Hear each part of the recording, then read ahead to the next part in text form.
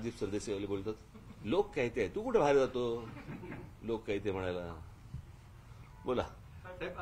जरांगे पाटील पुन्हा एकदा उपोषण करतात असं त्यांनी सांगितलंय 10 फेब्रुवारीपासून. त्यांच्या काही मागण्या म्हणजे जे गुन्हे दाखल झालेले होते ते गुन्हे.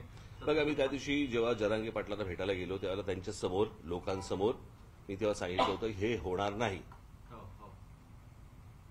बरोबर की नाही? हा विषय टेक्निकल आहे, हा कायद्याच्या दृष्टिकोनाचा विषय आहे. हा अशा प्रकारचा निर्णय कुठचंही राज्य सरकार घेऊ शकणार नाही आणि केंद्राला या गोष्टींचा विचार करायचा असेल तर प्रत्येक राज्यामध्ये ही परिस्थिती आहे. प्रत्येक राज्यामध्ये हे कसं करणार आहेत त्याच्यासाठी तुम्हाला सुप्रीम कोर्टामध्ये जायला लागेल, त्याच्यासाठी विशेष अधिवेशन बोलवायला लागेल, त्यांना अनेक प्रोसेस आहेत त्याला. ते काही इतकं सोपं नाहीये.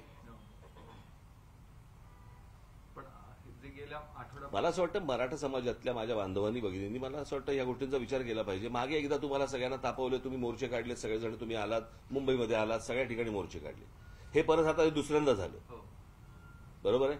वस्तुस्थिती आपण तपासून पाहणार आहोत की नाही पाहणार आहोत, की कोणाचा तरी राजकीय अजेंडा आहे आणि त्याच्या खाली तुम्हाला सगळ्यांना मोर्चे म्हणून घेऊन जात आहेत. एकदा मला असं वाटतं प्रत्येक समाजाने पाहिलं पाहिजे. असा काही संशय वाटतं तुम्हाला हे नाही, मला सांगा ना, त्या दिवशी मुख्यमंत्र्यांची भेट झाली आणि बाहेर पडले, विजयोत्सव साजरा झाला, काय विजय मिळाला? कोणता विजय एकदा कळू तर देत.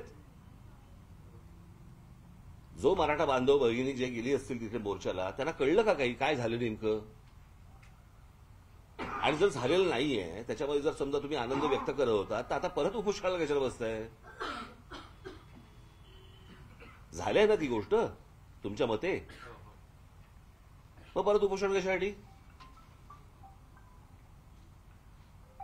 पण आता भुजबळ काउंटर करतायत. आता उद्याला पण त्यांनी नगरमध्ये नाही, मला कसं आहे ते सगळ्या गोष्टी ह्याला कोणाचे सगळ्यांचेच काय म्हणू आपण त्याला इंटरेस्ट आहेत आणि आतून वेगवेगळ्या लोकांचे पाठिंबे आहेत. तुम्हालाही माहिती आहे या सगळ्या गोष्टी काय आहेत. त्या बोलण्यातही काही पॉईंट नाही कारण ती तुम्हाला काही उघड गोष्ट नाही आहे ती तशी, पण म्हटलं तर उघड गोष्ट आहे.